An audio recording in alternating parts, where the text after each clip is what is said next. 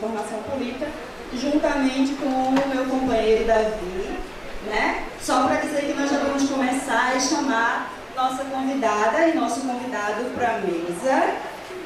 A Sofia, por favor. Não?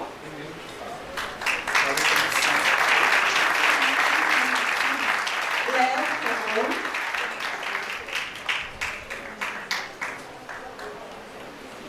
Enquanto nossa convidada e nosso convidado está se colocando na mesa, nós vamos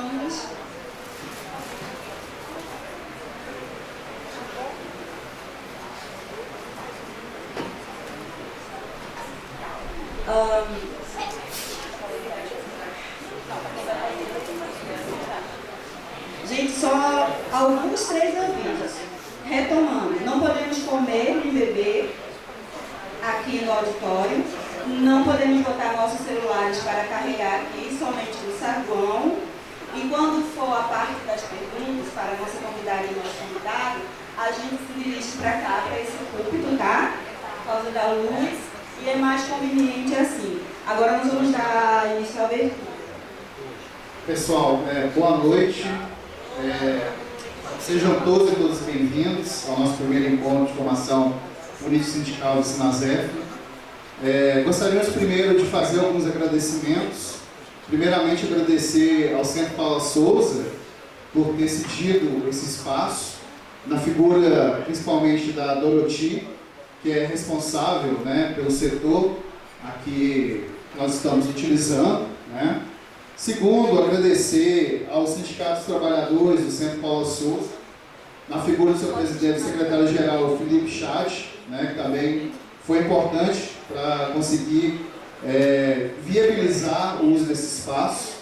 E terceiro, também agradecer a sessão do IF de São Paulo, que também tem sido fundamental aqui para poder a gente fazer esse evento, né? Então é um evento muito importante, um evento que vai ser muito produtivo. A Cristina já deu algumas indicações, né, de como que vai ser o processo, né? Nós vamos ter inicialmente uma fala de 30 minutos para cada um dos palestrantes, né? Após, nós teremos uma abertura para a fala do público. Serão 10 perguntas, 5 mulheres, 5 homens. Obviamente, naquele esquema que, se nós tivermos mais de 10 inscrições, nós faremos o sorteio de quem vai falar, tá? Essas falas serão de 3 minutos. A gente pede encarecidamente que as pessoas se atenham aos 3 minutos, para que a gente não possa se alongar muito, né? E após esse momento de participação do público, nós teremos, então, 15 minutos para cada um dos palestrantes para poder falar. Então, reforçando aqui mais uma vez, né, o que a Cristina falou, não pode comer nem beber aqui dentro do auditório, tá? Não pode carregar o celular, somente lá fora, né? E também, por favor, gente, isso foi algo que nos colocaram como um ponto muito importante. Não pode fazer manifestações políticas partidárias por causa do defesa eleitoral, tá? Então não pode ficar gritando o nome de determinado candidato a presidente, não pode ficar pedindo voto para determinado candidato a presidente, deputado, senador, governador, seja lá o que for, tá? Porque isso vai causar um problema muito grande para a nossa amiga Doroti, que é responsável pelo setor. Então, por favor, a gente não quer censurar ninguém, mas é um pedido que nos fizeram, então, por favor, vamos nos ater a isso, ok? Então é isso, pessoal, espero que a gente tenha uma boa atividade.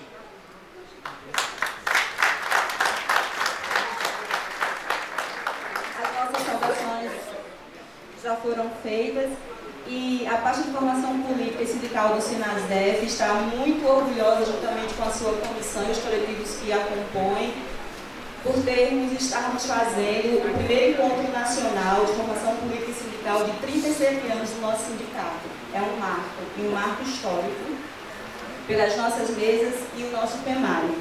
Nós vamos começar a nossa mesa de hoje com o companheiro Léo Péricles, que é da UP, né, da Unidade Popular, e é um companheiro que tem muito acúmulo nessa discussão, sem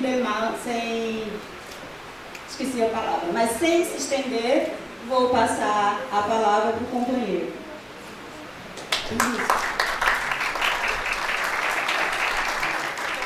Então, uma boa noite, começando aqui pela mesa, saudar o Davi, a Pedro Cristina Bruia, saudar também a Sofia Santos, e com isso, saudar a todos, todas e todos que estão aqui presentes. Me apresentar, eu sou Léo Pérez, sou presidente nacional da UP, da Unidade Popular, que é o partido mais novo de esquerda no Brasil. E sem mais delongas, eu queria começar. Eu não sei se a apresentação está com vocês, se chegou. Tá lá. Se puder projetar, por favor. Que aí eu preparei aqui uma apresentação para tentar desenvolver um pouco mais sobre esse tema, crise do capital, neoliberalismo e avanço da extrema-direita, desafios para a organização da classe trabalhadora. Então está aí a apresentação e já pode passar para a primeira, por gentileza. Vou aguardar. Está certinho? Perfeito. Então, olha, eu queria começar dialogando aqui com vocês da importância que tem a formação política, ainda mais com uma categoria tão importante em escala nacional no Brasil. E os pontos aqui que eu vou trazer de debate são pontos que nós julgamos de extrema importância para a compreensão do conjunto dos trabalhadores e trabalhadoras no Brasil.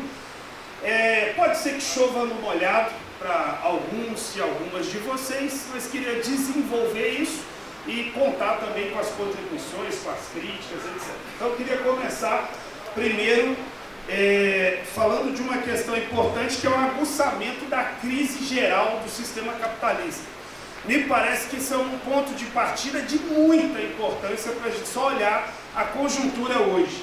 E é um momento que a gente passa no mundo que tem a maior concentração e centralização de capital nas mãos de pouca gente na nossa história, e acho que o exemplo mais recente para comprovar isso é algo que o Marx falou há mais de 150 anos, mas uma comprovação muito nítida disso que eu estou falando é o primeiro trilionário da Terra, que nós vimos recentemente, que vai mostrando como esse grau de concentração de riqueza cada dia nas mãos de menos gente é impressionante.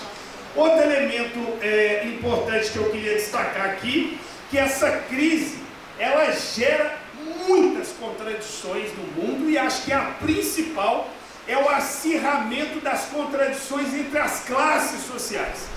Essa luta de classes que nunca cessou, ela tende a tomar dimensões muito amplas e muito profundas no mundo.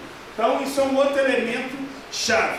E disso eu queria destacar 3 contradições atuais que se intensificam a partir desse acirramento dessas contradições desse sistema. Então, primeiro, a contradição entre os próprios países imperialistas, e nós temos muitos exemplos hoje.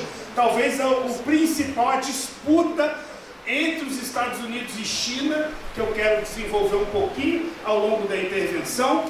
A outra também entre os países imperialistas e os países dependentes, e acho que um exemplo cabal nesse último período é a intervenção dos Estados Unidos na Venezuela, que também queria desenvolver um pouco. E um terceiro aspecto entre o capital e o trabalho, que seria esse enfrentamento direto entre trabalhadores e a classe dominante, a burguesia, né? Os donos dos chamados meios de produção das fábricas, das terras, dos bancos, dos usinas, etc. Pode passar. Um outro elemento importante que eu queria destacar disso é o crescimento das mazelas. Então aqui nós colocamos alguns dados, alguns números de deslocamento forçado, né? De pessoas passando fome, de crianças em campos de concentração, que muito pouco a grande imprensa fala, né? Da quantidade de imigrante ilegal, por exemplo, nos Estados Unidos, e são números, dimensões que nós não víamos desde a Segunda Guerra Mundial, do período da Segunda Guerra Mundial. Então são elementos para a nossa reflexão, que eu não quero me alongar, pode passar. Uma outra questão é que dessas contradições se materializam elementos chaves que eu quero citar aqui. E eu quero citar mais 3 fundamentais. A exploração mais feroz da classe trabalhadora, e acho que esse é um elemento importantíssimo, que a saída dessa crise para as classes dominantes é esfolar a classe trabalhadora, e muitos exemplos nós temos no mundo, principalmente as contra-reformas, reforma da Previdência, trabalhista, uberização, terceirização, reversão de direitos dos trabalhadores e servidores públicos ao longo do mundo. Enfim, não são ataques que se caracterizam só aqui no Brasil. Me parece que a apresentação não está dando certo. Mas eu estou com ela aqui, vou falando, e na medida do possível a gente tenta, coloquei para ser um pouco mais didático, mas vou tentar aqui. Perfeito, imaginei. Mas vou continuar, porque eu acho que o tempo está correndo ainda, então vou continuar aqui a apresentação. Então, essa questão da exploração da classe trabalhadora. O segundo aspecto, uma violenta destruição da natureza, e acho que o nosso país é um exemplo cabal nesse processo. Eu venho, hoje moro em São Paulo há quase 2 anos, mas venho de Minas Gerais, e acho que um exemplo cabal é o que a Vale fez, né? A Vale privada, né? Fez, destruindo o Vale inteiro a partir de Mariana, do crime de Mariana, e depois o crime de Brumadinho, que permanece impune. Todos os responsáveis por esse crime absurdo contra a vida, contra a natureza. Acho que esse é um exemplo dos mais variados que nós estamos tendo, inclusive de mudanças climáticas radicais a partir dessa destruição. E um terceiro elemento que eu acho que esse é ainda mais profundo, né, que são as guerras imperialistas e o momento que nós estamos vivendo, e acho que exemplos nós temos muitos, seja a ofensiva dos Estados Unidos contra o Irã, contra o povo palestino, enfim. E aí, essa disputa que eu citei ali, entre os 2 principais países do campo capitalista do mundo, quero fazer a menção aqui aos Estados Unidos e à China, porque essa disputa se dá principalmente por bases de influência no mundo, né? De apropriação de matéria-prima, e isso é determinante para o desenvolvimento desses países. E eu cito isso também, foi possível, né? Voltou. Então, eu cito isso para poder entrar num elemento importante aqui, que dessa ofensiva dos Estados Unidos, ela não vem à toa. É a partir de perceber que a China passou a ter um domínio muito grande das economias ao longo da América Latina e precisou desenvolver uma contraofensiva. E eu quero falar dessa contraofensiva porque o bombardeio que aconteceu na Venezuela, o sequestro de um presidente legitimamente eleito, de uma deputada federal, que inclusive permanece sob cárcere do Império, né? A ação, inclusive, posterior do próprio governo, que vê-se efetivamente que entregou mesmo, né, para os Estados Unidos, sem nenhuma resistência. Todo o processo que eu citei aqui de submissão e de violência muito grande que é cometido contra os povos do mundo, e o povo palestino e o povo iraniano, acho que são exemplos muito importantes para nós. O endurecimento do bloqueio a Cuba, acho que esse é outro aspecto também dessa época nossa, bastante visível da ação do imperialismo para tentar aumentar sua área de influência, sobretudo do imperialismo norte-americano aqui nas Américas. E aí, uma lição importante que a gente está trazendo aqui é uma afirmação que a época do diálogo diplomático acabou. Acho que essa ação da Venezuela mostra muito isso, mas se a gente for olhar desde o início do século XXI, a gente já tinha muitas ofensivas e guerras em curso, né? Iraque, Afeganistão, enfim, um conjunto de ações, Líbia, né? Que podem demonstrar um pouco essa questão que nós estamos falando, Ucrânia também, né? Que nós temos que levar em consideração que a Rússia também faz uma ofensiva para tomar 1/3 do território da Ucrânia e etc. Pode passar. E toda essa situação, uma afirmação que nós fazemos, é que ela pode levar a uma nova guerra mundial. E esse elemento, acho que é muito importante para que a gente possa avaliar, e nós dissemos que, e sabemos que nenhuma guerra foi igual à outra. Então o início de uma primeira guerra não foi igual da segunda, e possivelmente uma terceira guerra também não acontecerá da mesma forma que foi a Segunda Guerra. E falo isso também porque o nosso país hoje, diferentemente do que foi na Segunda Guerra, na primeira e segunda, é um alvo, porque hoje, reconhecidamente, nós somos um grande detentor de matéria-prima, coisa que, quando aconteceu a Segunda Guerra, não se sabia efetivamente da quantidade de riqueza natural que havia nesse país, como hoje, e o papel na economia mundial que ele tem, de hoje ser um exportador de matéria-prima. Um outro elemento também que eu queria trazer à reflexão, e eu acho que acho que não está dando certo a apresentação, que ela está à frente do que eu ia colocar. Mas, o que é mais importante é o seguinte, que um outro elemento é que com isso que aconteceu na Venezuela, deixa uma lição para nós, que nós não podemos confiar nas forças armadas dos nossos países aqui da América. Esse caso da Venezuela, falta ainda aprofundar muita coisa, mas uma coisa é certa, as Forças Armadas, novamente, assim como em muitos países, teve o mesmo papel, que é entregar-se, estar submissa aos Estados Unidos. E esse foi mais um dos exemplos de um golpe, na prática, de um golpe de Estado, que é isso que praticamente aconteceu, e nós citamos isso, baseado também não é só na experiência da Venezuela agora, mas vejamos os outros exemplos, né? Porque nós citamos aqui a Bolívia do Evo Morales em 2019, Honduras do Manuel Zelaya em 2009, o golpe institucional que derrubou a ex-presidenta Dilma em 2016, porque lembremos que as baionetas das Forças Armadas estavam apontadas para o STF caso a medida fosse feita para não garantir a prisão do ex-presidente Lula, o que aconteceria? Uma intervenção, foi ameaçado por muitas vezes essa intervenção. O papel permanente, inclusive, das Forças Armadas nos bastidores, inclusive que levam à tentativa de golpe do 8 de janeiro de 2023 e também agora esse caso da Venezuela.